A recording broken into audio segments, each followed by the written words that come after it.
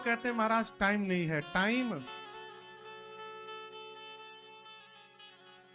लेके चले गए हैं भगवत नाम संपत्ति। कल्पना करिए जहां भगवान का नाम नहीं, जहां साक्षात भगवान उपस्थित हो गए हो, इससे बड़ा संपत्ति और जीवन में क्या प्राप्त होगा। इसलिए गोस्वामी जी कहते हैं अवधवासियों को जो संपत्ति प्राप्त हुई वो बताया नहीं जा सकता। सुख, संपत्ति, तीसरा है समय और चौथा है समाज। श्री रामनवमी के समय आप में से कोई अयोध्या गया हुआ है? बस ये 15-20 हाथ। फिर से पूछ रहा हूं, श्री रामनवमी के समय आप में से कोई श्रीधाम अयोध्या गया है? बंबई के बाहर बहुत सुंदर दुनिया है। हाँ, सत्य में। आप में से अयोध्या कौन कौन गया हुआ है? बहुत लोग गए हैं। एक बार रामनवमी के समय जाकर देखिए, आपको ऐसा लगेगा कि मानो रामनवमी के दिन अयोध्या में पूरा ब्रह्मांड उतर गया है, पूरा ब्रह्मांड। गोस्वामी जी कहते हैं जेहि दीन राम जन्म श्रुति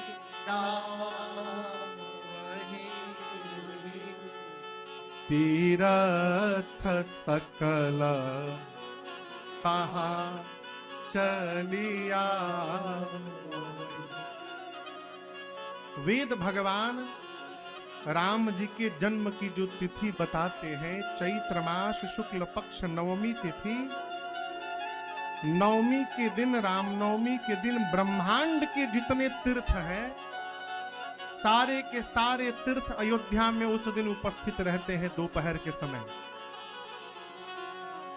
अर्थात रामनवमी के दिन यदि आप अयोध्या उपस्थित हो गए तो केवल अयोध्या में जाने के कारण धरती के समस्त तीर्थों में रहने का सौभाग्य आपको स्वतः प्राप्त हो जाएगा।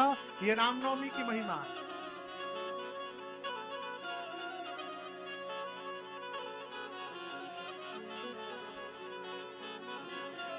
कल हम और आप कथा श्रवण किए, कथा गाए कलयुग में बैठ के 2024 में, तो इतना आनंद आया कल के समय। सोचिए जिस समय मेरे परमात्मा अवतार लिए होंगे उस समय कितना आनंद आया होगा। गोस्वामी जी कहते समय कहने में नहीं है और समाज, तीनों लोक उपस्थित हुआ है भगवान के दर्शनार्थ।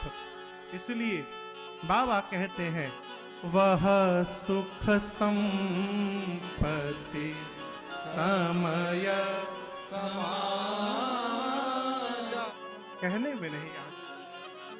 पूरा देव समाज भगवान के स्वागतार्थ आया है। भगवान दिन में आए थे कि रात में? दिन में 12 बजे पूरा देव समाज उपस्थित है। रात्रि देवी संकोच में पड़ गई कि हम कैसे जाएं वहां पर। तो यहां गोस्वामी जी कहते हैं कि संध्या की आड़ में, संध्या समझते हैं ना, सांझ का समय, संध्या की आड़ में मां रात्रि पहुंची है अयोध्या और जाकर एक जगह कोने में खड़ी हो गई। आपके घर में उत्सव चल रहा हो, सब लोग नाच रहे हो और वही कोई उदास खड़ा हो तो आप उससे पूछेंगे ना, भाई आप क्यों उदास खड़े हैं? रात्रि को उदास देखकर भगवान ने पूछा रात्रि से कि देवी आप क्यों उदास हैं? रात्रि देवी ने कहा प्रभु मैं अपने दुर्भाग्य पर उदास हूं। क्यों? जय हो जय हो, क्यों उदास है? रात्रि देवी ने कहा प्रभु ये सारे देवता इसलिए आनंद में झूम रहे हैं कि सभी देवताओं ने आपके प्राकट्य का दर्शन किया है। एक मैं ऐसी अभागी हूं जो मैं वंचित रह गई। भगवान ने पूछा आपने क्यों नहीं देखा? रात्रि देवी बोली प्रभु आप दिन में प्रकट हो गए, अब दिन में मैं रहती नहीं हूं, मैं रात में रहती हूं, तो मैं कैसे देख पाऊंगी? भगवान ने रात्रि से कहा देवी इस बार तो मैं दिन में अवतार ले चुका हूं, लेकिन मैं आज ही आपको वचन देता हूं, अगली बार जब द्वापर में कृष्ण बन के अवतार लूंगा तो ये सौभाग्य केवल आपको प्रदान करूंगा, अगली बार मध्य रात्रि में अवतार लूंगा। रात्रि देवी नाचने लगी, पीछे से शंकर चंद्रमा जी आ गए, आकर प्रणाम करके बोले प्रभु से, प्रभु सेम प्रॉब्लम,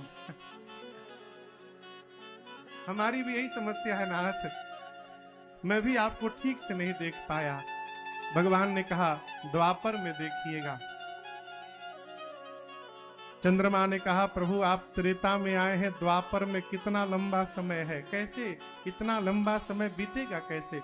भगवान ने चंद्रमा को अपने नाम का सहारा प्रदान कर दिया, कहा मेरे नाम के सहारे बिताइएगा। उसी समय से राम जी ने अपने नाम में चंद्रमा के नाम को जोड़ लिया और भगवान का नाम रामचंद्र भगवान पड़ गया।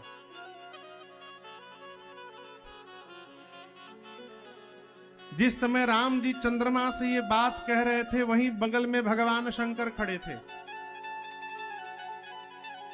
बाबा ये बात सुने तो शंकर भगवान डमरू बजा के नाचने लगे। राम जी पूछे अरे बाबा आपको क्या हो गया? शंकर जी बोले प्रभु आपने मेरी बहुत बड़ी समस्या आज हल कर दी। कैसी समस्या? शंकर जी बोले प्रभु आपको बता रहा हूं, आज तक मैं ये समझ नहीं पा रहा था कि चंद्रमा को कपारे पे लेके कहां घूम रहा हूं मैं। चंद्रमा को मैं बताऊं, राहु के डर के मारे, राहु के डर से चंद्रमा गए भगवान शंकर के पास, बाबा बचा लीजिए हमको, त्राहि माम प्रभु त्राहि माम, बचाइए रक्षा करिए। शंकर जी बोले आओ बैठ जाओ।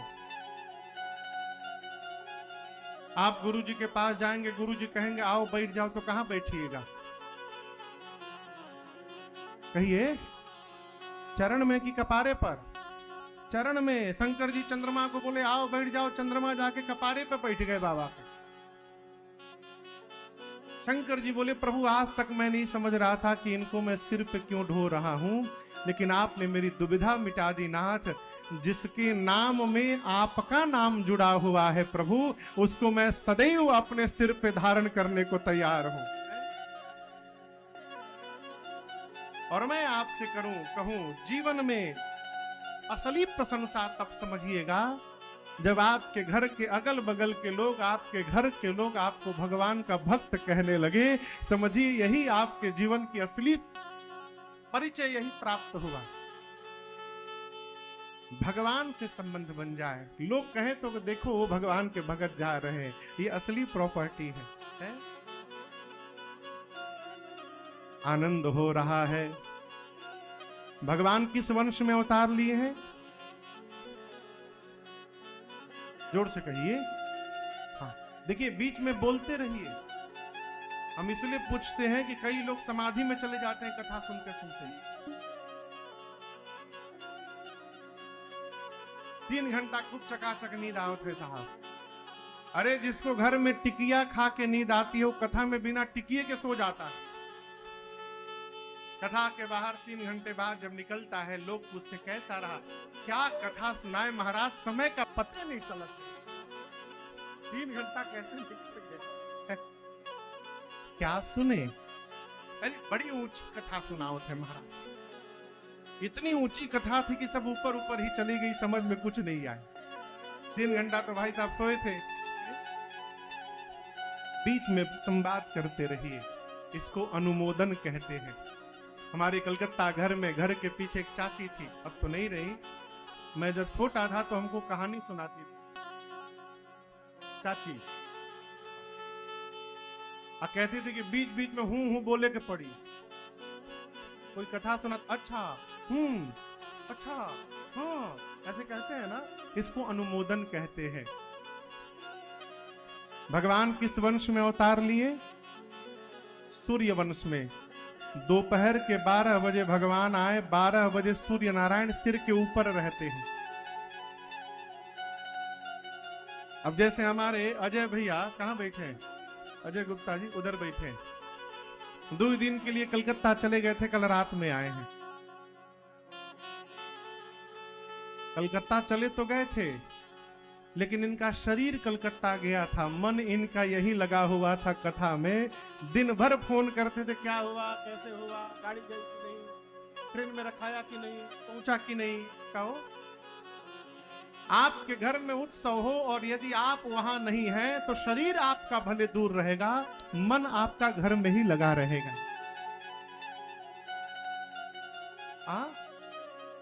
हनुमान जी हैं। अच्छा, सूर्य नारायण, सूर्य भगवान अयोध्या के ऊपर हैं, उनके घर में परमात्मा आए हैं। उत्सव देखने लगे, नीचे उत्सव चल रहा है।